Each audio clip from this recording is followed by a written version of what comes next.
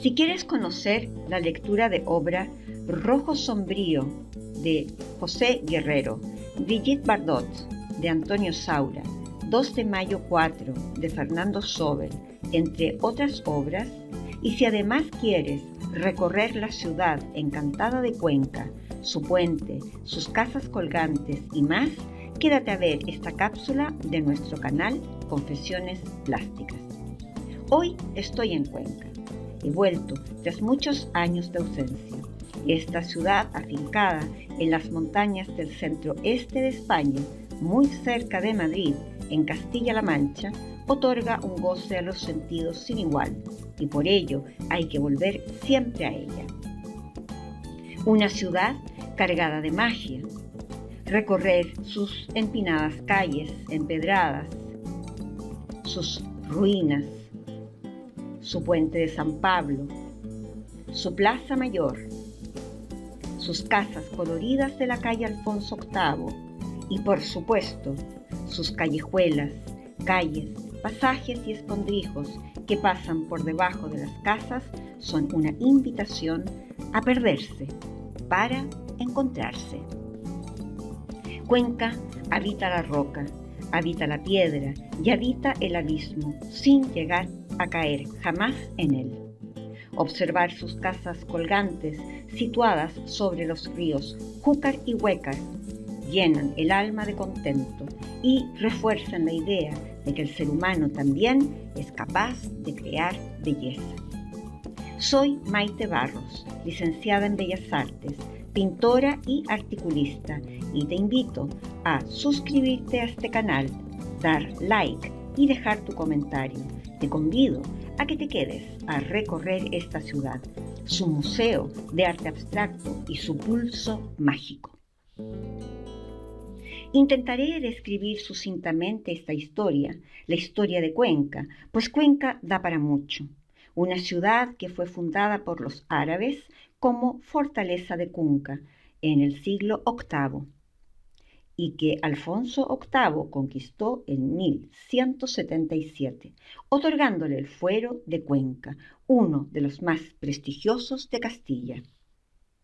Cuenca fue una rica ciudad entre los siglos XV, XVI y XIX. Fue esa riqueza y fue esa gran población la que le llevó a habitar colgándose de la hoz. Toda la historia permea a través de sus calles, de sus vistas, su piedra, sus calles y su particular arquitectura. Una ciudad conocida por sus originales casas colgantes. Es interesante saber que ellas no constituyen un conjunto homogéneo, sino son el resultado de una arquitectura doméstica casi siempre tradicional. Hay una historia gráfica que comienza en 1595, cuando el pintor flamenco Anton van Wijngaarden realiza una obra que recoge una panorámica de la ciudad, llamada Cuenca desde el Este.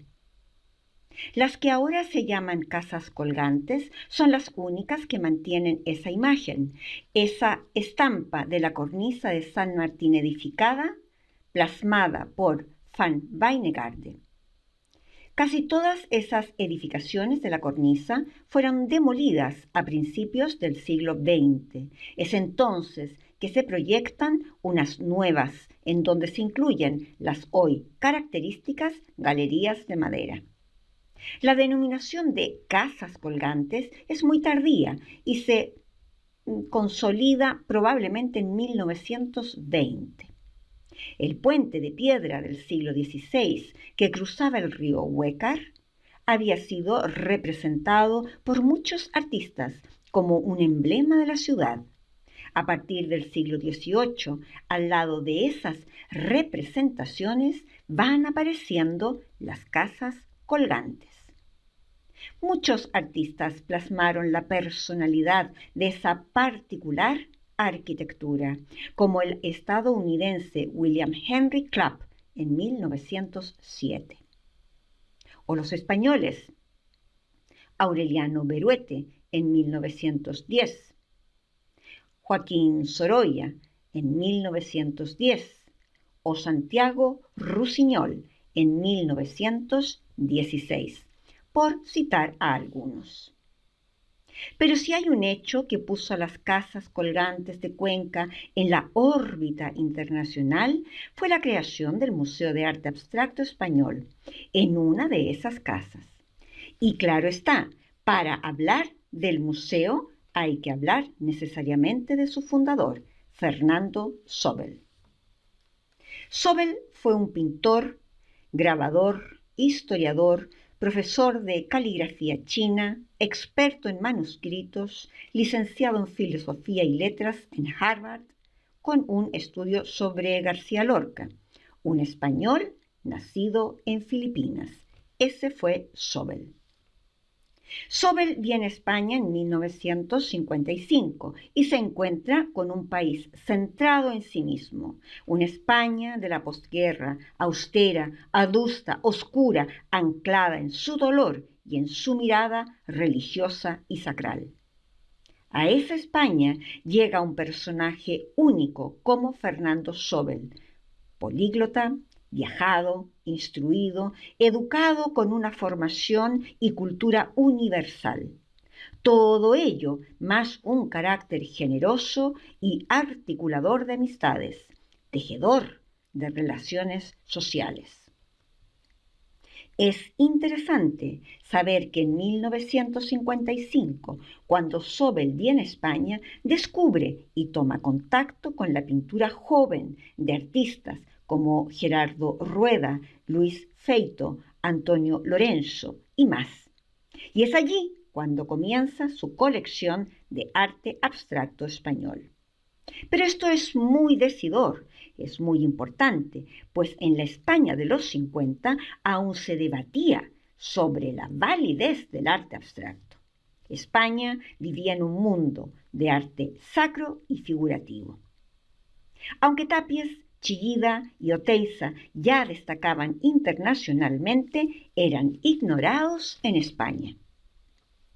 Quizás cabe aquí recordar que el arte abstracto es ese arte que propone un arte puro, que mira más allá de la realidad concreta.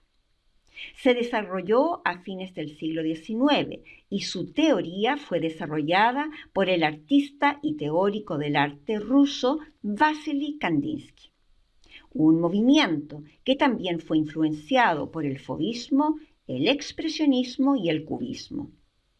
El artista abstracto se aleja conscientemente de la representación realista, de la imitación de la naturaleza. El artista abstracto busca la capacidad expresiva que tienen los elementos del lenguaje plástico en estado puro. Es decir, toma contacto con la línea, la textura, el color, la forma, etcétera, etcétera.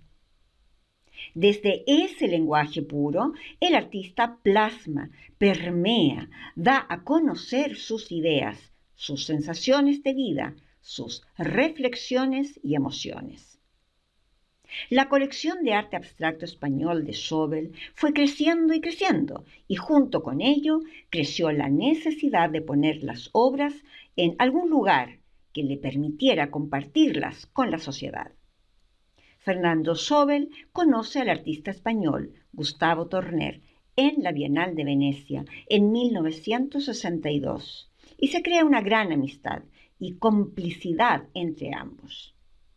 En los andares de Zóbel, por conseguir un espacio para su colección que crecía y crecía, hizo varios intentos en Toledo, en la ciudad de Toledo, mas una tarde, reunido con Torner, le comenta sus fracasos con la iniciativa. Es entonces que Torner le plantea la idea de hacerlo en Cuenca. Entonces Zóbel espetó aquella conocida y célebre frase: ¿y a mí qué se me ha perdido en Cuenca? Pues ya sabemos cuál fue el resultado. En el momento que Torner le plantea esto a Zóbel, Las casas colgantes, es decir, la parte antigua de Cuenca, venía experimentando un serio abandono y muchas de esas casas estaban en precarias condiciones. Dicho por los expertos, Cuenca se caía a pedazos. Ambos amigos se reúnen entonces con el teniente alcalde don Rodrigo de la Fuente y este da todas las facilidades y con una capacidad visionaria asombrosa hace una apuesta de futuro. Una visión ciertamente inusitada debido al tipo de arte que triunfaba y que, por supuesto, el régimen franquista era ciego, sordo y mudo frente al arte abstracto y a sus artistas. Se dará así una conjunción extraordinaria, y es que lo más contemporáneo, nuevo y moderno de los años 60, es decir, el arte abstracto, convivirá con lo añejo, antiguo y milenario, es decir, la arquitectura conquense. Uno potenciará al otro de tal manera de llegar a una relación simbiótica fascinante. En palabras de Sobel, en España, por alguna razón, siempre en cada época ha habido un pintor que pinta divinamente. Sin embargo, no han existido grupos de pintores. Surge así el grupo Cuenca. Son muchos los expertos que indican que el grupo no existió como grupo pintor, pero sí es el grupo de artistas que conformará la colección de arte abstracto español del museo. Gerardo Rueda, Gustavo Torner, Manuel Millares, Antonio Lorenzo, Sempere, Antonio Saura, Martín Chirrino, Bonifacio Alonso, Luis Feito, entre otros. Sobel recibe una casa vacía y sin nada en su interior. Y Gustavo Torner lo convierte en un museo ejemplar. En sus palabras, abro comillas, le hago hogar a la obra, cierro comillas. La idea en su momento lo cambia todo, pues la forma habitual de exponer obra era colocando un lienzo al lado del otro, en una pared, que muchas veces contenía demasiado protagonismo. Buen ejemplo de ello es recordar la obra expuesta en el Palacio de Liria de Madrid, que vimos en la cápsula número 19. La idea de Torner es otra. Su búsqueda es que cada obra habite de manera única y solitaria en una sola pared blanca, una pared para cada obra. Como dijo Torner, abro comillas, ver una cosa a la vez, un cuadro a la vez, cierro comillas. Esta idea hace que, por supuesto, no se pueda exponer toda la colección de Sobel, y así el museo parte con la exposición de unas 40-50 obras compradas, nada más. El fundador del museo siempre compró la obra, no la recibió en donación o préstamo. Hay una hermosa reflexión dada por Fernando Sobel que nos permite comprender lo que buscaban. Abro comillas. Queríamos hacer una escultura vuelta del revés, donde se pudieran ver cuadros. Cierro comillas. El 1 de julio de 1966 se inauguró el museo y Cuenca asomará en el mundo y será depositaria de aquel impulso humano que supuso su creación. El objetivo marcado era claro. Si en 3 años no logramos convocar público, como diría el mismo Sobel, apaga y vámonos.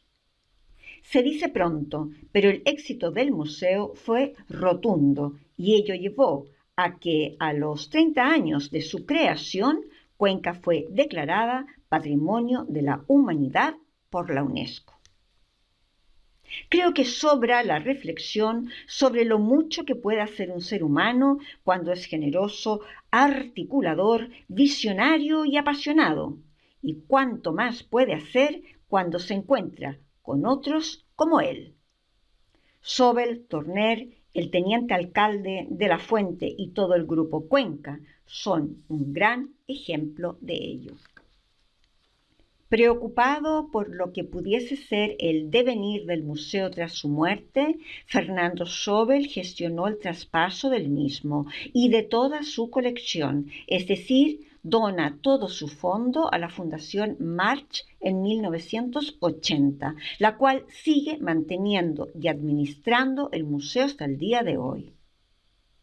En 1984, estando en Roma, Fernando Zóbel fallece a la edad de 59 años. Cuenca quedó huérfana, entumecida y desolada. Aquel hombre que había puesto a la ciudad en el mundo partía de él de manera inesperada y tempestiva. Su cuerpo, como no, descansa en el cementerio conquense de San Isidro. Se marchaba así un hombre que hizo de su vida una obra de arte. De las muchas obras que podría elegir, he seleccionado las siguientes, y han sido estas porque pienso siguen siendo ideas y temas atemporales y muy presentes en el día de hoy. Brigitte Bardot, Antonio Saura, año 1959. 250,6 por 200,5 centímetros. Saura fue un pintor que no temió pintar sobre la muerte, la violencia, el sexo, la crucifixión del Cristo laico, como vimos en la cápsula 14 de este canal. Aquí aborda la belleza de un ícono sexual femenino de los 60. El pintor no busca imitar la belleza de la niña sexualizada y construida por Vadim, director de cine y esposo de Bardot. Esa belleza que quedó en la retina de todos, esa muñeca rubia de labios carnosos y vestida de rosa. No, Saura apela a la bestia que hay en ese derroche, en esa ferocidad sexual. Una figura central en tonos grises y negruzcos, con trazos enérgicos y violentos. Una mancha que se derrama y cae como un llanto angustioso y desesperado. Un rostro de perfil que se acerca más a la quijada de un perro violento, de un lobo que aúlla, de un vampiro que succiona, y se aleja del bello rostro infantilizado, pero de máxima sensualidad, de la actriz francesa. La composición de Saura no presenta nada más que esta Bardot, que consume y se consume a esta imagen de mujer esperpéntica en un movimiento desordenado y frenético, una mujer devorada por la imagen, por el arquetipo comercial, por la campaña de marketing que grita por liberarse. Un diálogo de saturación en la figura y limpieza en el fondo. Concentra la atención solo en ella, solo en Bardot y su conflicto. Nos encontramos frente a un interior carcomido y destruido, sin huellas de la belleza exterior. Rojo sombrío, de José Guerrero, año 1964, de 126 por 114,5 centímetros. Una obra que se presenta como un violento encuentro casi taurino, un encuentro de negros y rojos que provocan un sismo de tal magnitud que todo queda teñido de rojo. Percibimos la línea de horizonte en la mitad. Allí, la mancha negra anclada se presenta en diagonal y cruza toda la obra y domina la escena. Una mancha que genera una atmósfera de violento encuentro, de una agitada disputa. Trazos enérgicos y móviles rodean al protagonista, la masa negra. Esta va dejando su huella a su paso y percibimos una textura áspera, arrastrada y gastada. La lucha de este debate deja fricciones de fuego, asoman amarillos y anaranjados, diagonales chispas encendidas que dan cuenta del tenso momento. Todo es diagonal, todo es movimiento violento. El triángulo de los colores grisáceos azulados del lado inferior izquierdo da mayor movimiento aún a la obra y la abre, la expande. Veamos por un momento el lienzo sin ese espacio. La obra se encierra en sí misma. Lo mismo ocurre con el pequeño espacio de luz dentro del negro, esa rotura que asoma como la huella de un proyectil. Sin ese espacio la obra se vuelve compacta y abandona parte de su agitación. La obra de Guerrero ciertamente me recuerda a la obra de Goya, Duelo a garrotazos. Ambos pintores españoles abordan el conflicto, la disputa, el duelo. Desde lenguajes muy diferentes, ambos vienen a decir lo mismo, con elementos plásticos comunes, como lo es la diagonal, dos figuras o masas que se enfrentan y el resultado de esa contraposición dura y violenta. Guerrero, al igual que Goya, nos presenta el impacto de una disputa cuando cada cual está encerrado en su postura y en su mirada. 2 de mayo, 4, de Fernando Sobel, año 1984, de 150,3 por 100 centímetros. Este es uno de los últimos cuadros que pintó Sobel. El título nos remite a las famosas obras de Francisco de Goya, 2 y 3 de mayo. Y aunque para expertos esa referencia como tal no existe en la obra, yo, humildemente, no estoy de acuerdo, pues veo referencias compositivas nítidas y claras. Se cita que el origen en muchas obras de Sobel es la fotografía y que en particular esta obra tendría un origen en una fotografía tomada por el pintor de dos muchachos jugando en una calle un día de primavera. Y por ese motivo la obra resulta tan dinámica y que nada tiene que ver con la obra del pintor aragonés. Yo plantearé aquí mi mirada desde el análisis de los elementos plásticos.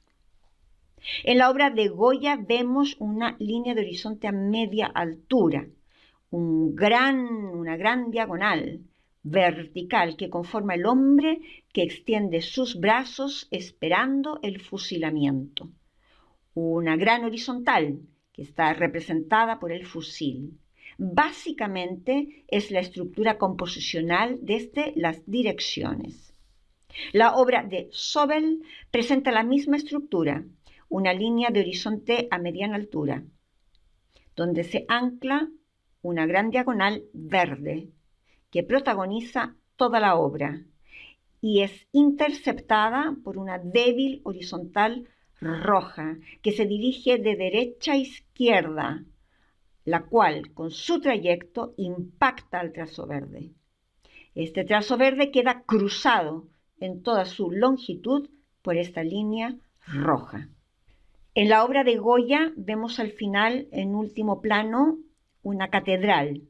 En la obra de Sobel vemos una forma que se asemeja a una montaña, una cúspide redondeada. Y si nos fijamos bien, en medio de esta montaña observamos una cruz. En la obra de Goya, tras el hombre que va a ser fusilado, vemos una zona de color verde pastoso. Similar color aplica Sobel tras la diagonal verde. Quiero decir con todo esto que la estructura composicional de ambas obras tienen muchos puntos de encuentro y que los elementos plásticos son muy parecidos. Y en definitiva quiero decir con ello que muchas veces los temas son abordados desde muy diferentes lenguajes, mas las ideas plasmadas son las mismas. Por otro lado, insisto que cuando un pintor pone un título a una obra, podría no hacerlo perfectamente, pues cuando lo hace, pues si lo pone, es porque quiere marcar una senda, un camino por donde tendremos que transitar los espectadores para leer su obra.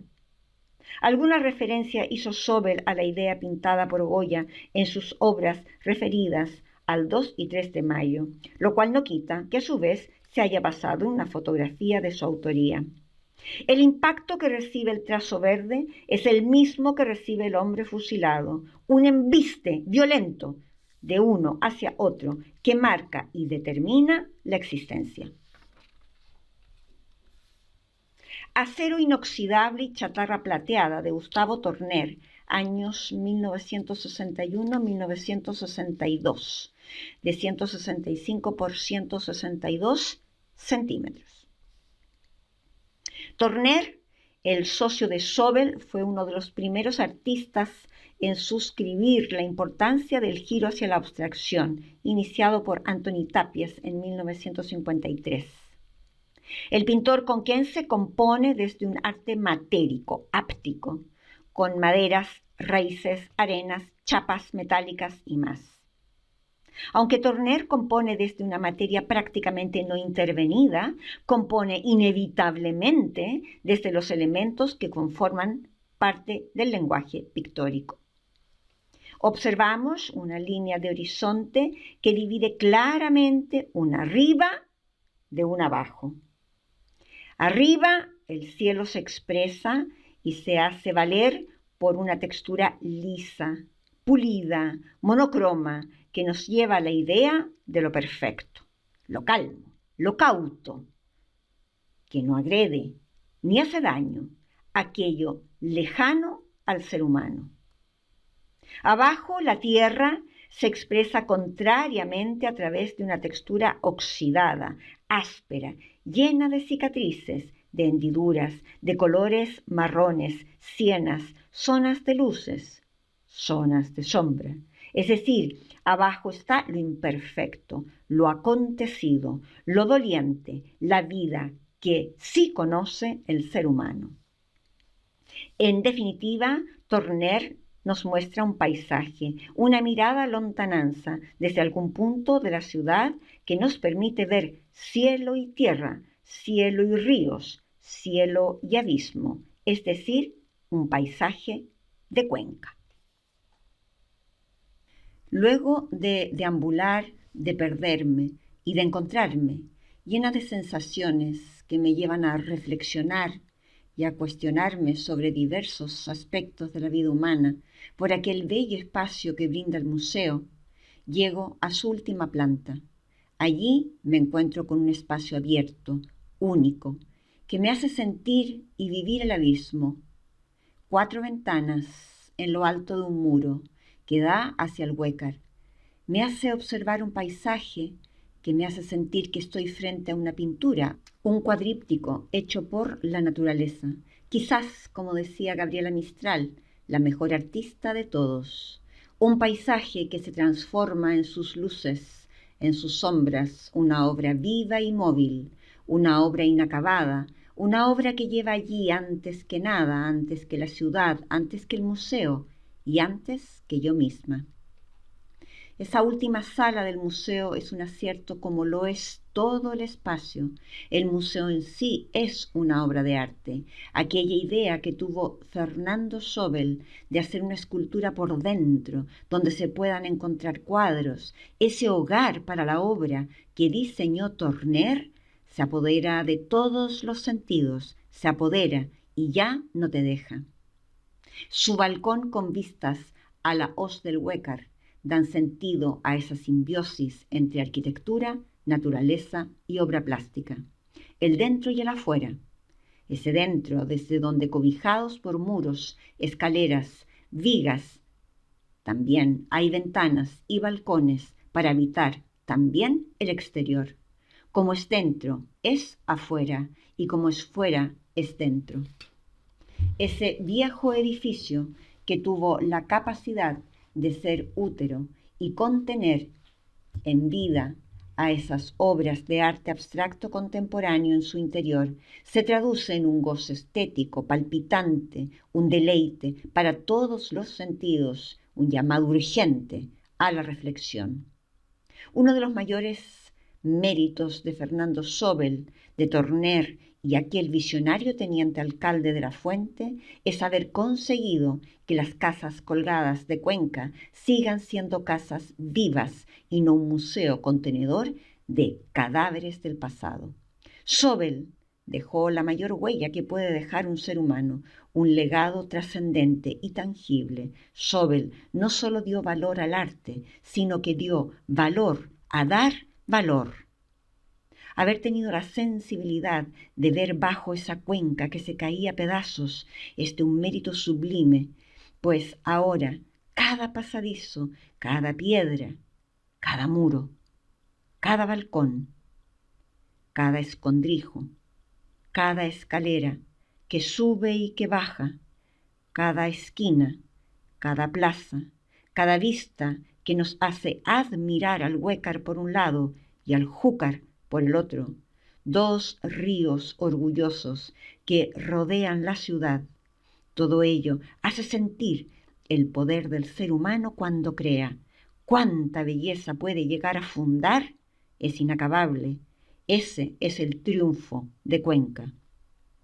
Cuenca es el reflejo de aquello, de la creación, de la renovación, del valor de aquella mano humana capaz de reconstruir desde el respeto y la devoción, devoción a la piedra, a la hoz y sus peñones, a los álamos de hojas danzantes, a los cielos llenos de poderes grisáceos y luminosos, a los ríos, y ese reflejo también de esa capacidad de dar valor, de hacer una belleza limpia, sin contaminación visual, esa limpieza toda que se respira en la ciudad, esa belleza cuidada, sensible, que se incrusta en el alma y en el corazón. Me voy hacia la estación de trenes, llamada Fernando Sobel.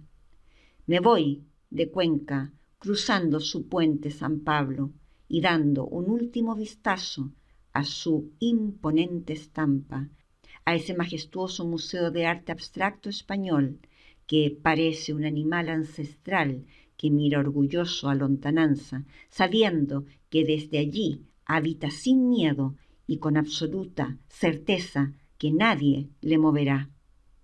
Me voy dando gracias a Sobel, Torner, al teniente alcalde de La Fuente y a todo el grupo Cuenca, porque me han hecho creer en el ser humano, porque me han hecho saber que la pasión, la convicción de las ideas valientes, junto a la capacidad de creación y belleza humana, existe y es posible. Me voy sabiendo que cada vez que necesite perderme, volveré a Cuenca para encontrarme y que su abismo es el mejor regalo para jamás caer. Si te ha gustado esta cápsula y quieres seguir aprendiendo de este placentero y deslumbrante viaje que es leer pintura, suscríbete a mi canal, dale like y deja tu comentario. A continuación te dejo algunas cápsulas anteriores por si no las has visto.